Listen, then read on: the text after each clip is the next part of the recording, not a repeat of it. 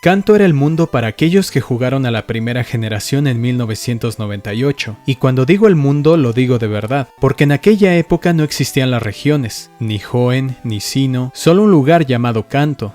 Curiosamente, la mayoría de los jugadores de América ni siquiera conocían ese nombre, ya que fuera de Japón la palabra Kanto nunca es mencionada en rojo, azul o amarillo. De hecho, si echamos un vistazo al manual del juego, podemos ver en letras grandes las palabras mapa del mundo. ¡Qué lejos hemos llegado! Si esto es todo lo que había, bueno, qué pequeño era el mundo, ¿no? Pero conociendo el fenómeno en que se convirtió Pokémon, era natural que no solo aumentara el número de criaturas, sino también los lugares donde encontrarlas. Corría el año 2000 cuando llegó a nuestras manos Pokémon Oro y Plata, y como dice la intro de los viajes Johto, este era un nuevo mundo. Pero tendríamos que cambiar la palabra mundo por región. La región de Johto se compone de 7 ciudades, 3 pueblos, 20 rutas, 22 lugares emblemáticos y un recinto de batalla en Pokémon Cristal, todos ellos con personajes con los cuales interactuar y muchos más Pokémon con los que pelear y capturar. Este es el aspecto que tenía el mundo en el año 2000, aunque como ya he mencionado, fue la primera vez que se nos presentó el término región y generación. Recuerdo jugar Pokémon Oro con la misma emoción que Pokémon Rojo, explorando cada rincón de la región antes de enfrentarme al alto mando y al campeón. Nada podría haberme preparado para lo que presenciaría a continuación, la región de Kanto. Ahora que lo pienso, es nostalgia de la nostalgia, un lugar donde en este universo virtual dejé huella a través de un avatar. ¿Qué cosas nuevas vería 3 años después de convertirme en el campeón en los zapatos de Rojo? ¿A qué retos me enfrentaría como el nuevo protagonista? Aquí es donde nació el mayor sueño de los fans de Pokémon, la posibilidad de volver a visitar una región anterior dentro de una aventura nueva. Hay que tener en cuenta las limitaciones del Game Boy y cómo a pesar del regreso a Kanto, no podíamos esperar que fuera tan grande y completo como en rojo, azul y amarillo. Pero eso no quiere decir que, al menos en mi caso, no hubiera elementos interesantes. El lugar donde nació Mewtwo y donde luchamos contra Blaine ya no existe, ya que el volcán destruyó todo el lugar, borrando todo rastro de la existencia de Mewtwo y todos los cuestionables experimentos llevados a cabo por el Dr. Fuji. En cuanto a Blaine, la inminente erupción lo obligó a mudarse a las Islas Espuma para continuar con sus deberes como líder de gimnasio. El hecho de que tuviéramos que enfrentarnos a 8 líderes de gimnasio, cada uno de ellos con Pokémon tanto de la primera como de la segunda generación y que, tras conquistar los 16 gimnasios, tuviéramos que luchar contra nuestra contraparte cantoniana del pasado, con Pokémon incluso de hasta nivel 81, fue sin duda un espectáculo digno de ver. Todos estos elementos y muchos más alimentaron la necesidad de verlos materializados en la siguiente generación de juegos de Pokémon. Pokémon Rubí y Zafiro salieron a la venta en 2003, y con ellos la esperanza de muchos de ver elementos tanto clásicos como nuevos. Aunque Internet estaba ganando terreno, aún no era algo indispensable en la vida de la mayoría de las personas, y como consecuencia, no muchos tenían información suficiente sobre estos juegos fuera de las revistas, y al tener un espacio limitado, no esperábamos saber todo sobre ellos. Honestamente, creo que esto fue bueno, porque tuvimos la oportunidad de maravillarnos, algo con lo que ya no contamos, debido a que estamos a unos cuantos clics de conocer toda la información sobre juegos que ni siquiera han salido a la venta. Esto me recuerda a aquella época en la que evitaba por completo cualquier detalle relacionado con Pokémon Sol y Luna antes de que salieran a la venta cuando estudiaba en la universidad. Y funcionó. Realmente disfruté explorando sin la ayuda de ninguna guía y sin arruinarme la trama. Lo que quiero decir es que así es como también experimenté Pokémon Zafiro, sin spoilers y aún con la magia que sentí al explorar los juegos de primera y segunda generación. Cuando terminé la historia principal, puede que ya sepas lo que esperaba, visitar Kanto o Johto.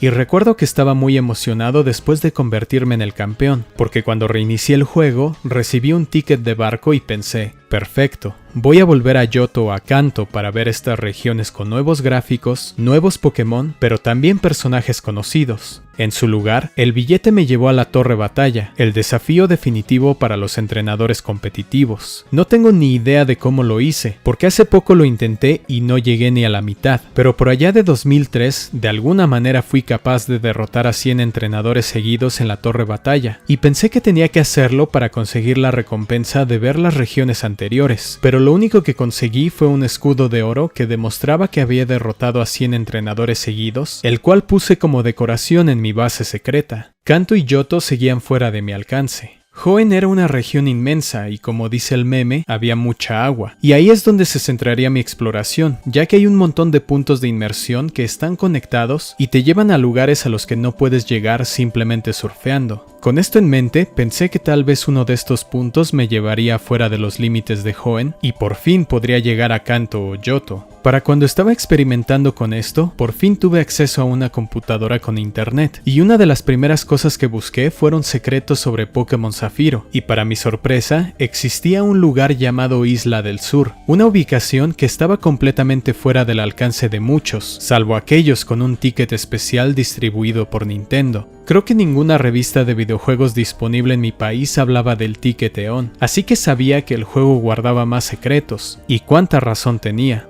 Era consciente de que una de las principales críticas a esta generación era la falta de muchos Pokémon clásicos, pero lo que descubrí es que había sprites de Pokémon faltantes en algún lugar del juego. Articuno, Mewtwo, Ninetales, Persian, Celebi, todos estaban ahí, en aquel cartucho que me regalaron en julio de 2003. Esto reavivó mis ganas de encontrar estas elusivas regiones, ya que si todos estos Pokémon estaban programados en el juego, era de esperar que hubiera un lugar donde atraparlos, sobre todo teniendo en cuenta que las generaciones pasadas eran incompatibles con los juegos de Pokémon de Game Boy Advance. No tenía sentido tener Pokémon programados que fueran completamente imposibles de obtener por cualquier método. Encontré páginas de internet dudosas con tips y trucos para los juegos de Pokémon, y creí haber encontrado la respuesta a mi pregunta: ¿cómo llegar a Kanto y Johto? No recuerdo exactamente los pasos, pero como era de esperarse, era algo ridículo como derrotar al alto mando 100 veces sin guardar, y después de buscar otras fuentes, imágenes y videos, en una época en la que YouTube todavía no existía, me di cuenta de que Kanto y Johto no estaban por ninguna parte. Fue algo difícil de digerir.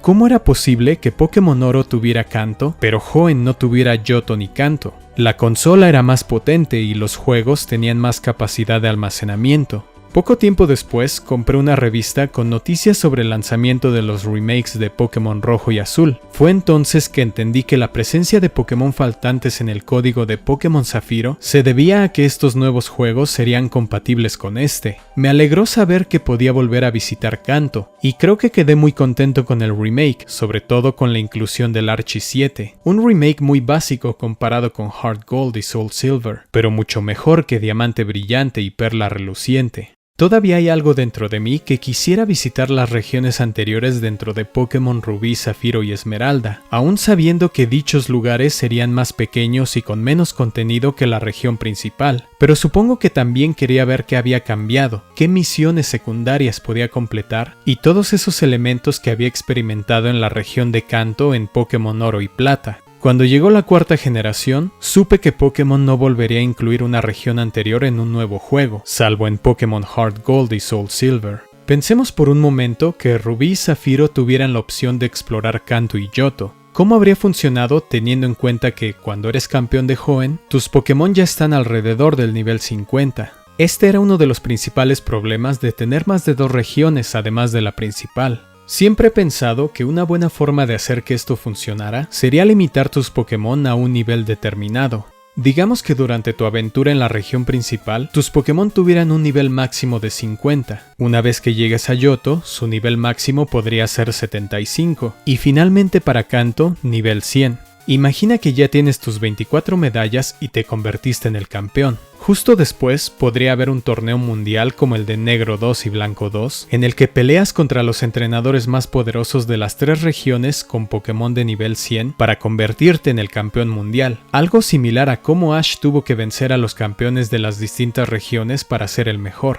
Hace tiempo, se decía que Satoshi Tajiri había dicho algo controversial. Supuestamente, este afirmaba que se burlaba de la gente que pedía que los juegos de Pokémon incluyeran todas las regiones en un solo juego, diciendo que se convertiría en un juego monstruoso e injugable. Esto era completamente falso. No hay ninguna fuente que confirme que Satoshi Tajiri o alguien de Game Freak haya dicho eso. A pesar de que estas palabras son falsas, es cierto que Game Freak nunca volvió a incluir regiones previas, y con el paso del tiempo nos dimos cuenta de la imposibilidad de implementarlas. Imagina Escarlata y Púrpura con acceso a Kanto, Johto, Hoenn, Sinnoh, Teselia, Kalos, Alola y Galar. Sin embargo, este hecho no impidió que los fans de Pokémon tuvieran juegos con la posibilidad de visitar las regiones anteriores. Un ejemplo es un hack ROM llamado Pokémon Prism, una versión modificada de Pokémon Cristal en la que puedes visitar regiones previas, pero seguro que hay otros que también implementan este concepto.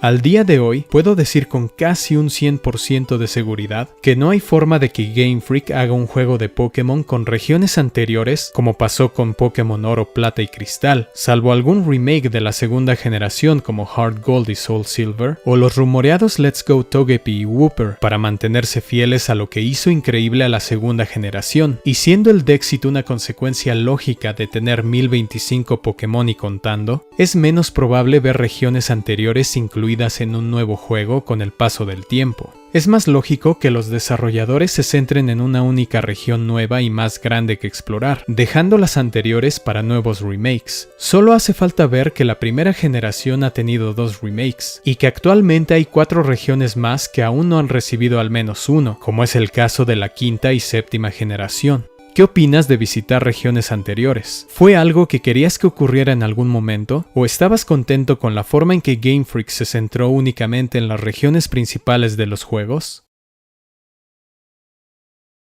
Muchas gracias por ver el video. Hace poco subí un iceberg sobre el legendario shooter de primera persona Perfect Dark para Nintendo 64, subtitulado al español. Diría que es el iceberg más completo, pero en realidad es el único que hay en YouTube sobre el tema, así que si quieres echarle un vistazo, ve a The Iceberg Experience y te agradecería mucho que te suscribieras. Feliz Navidad, próspero año nuevo y una vez más muchas gracias por formar parte de esta increíble comunidad. Nos vemos en 2025.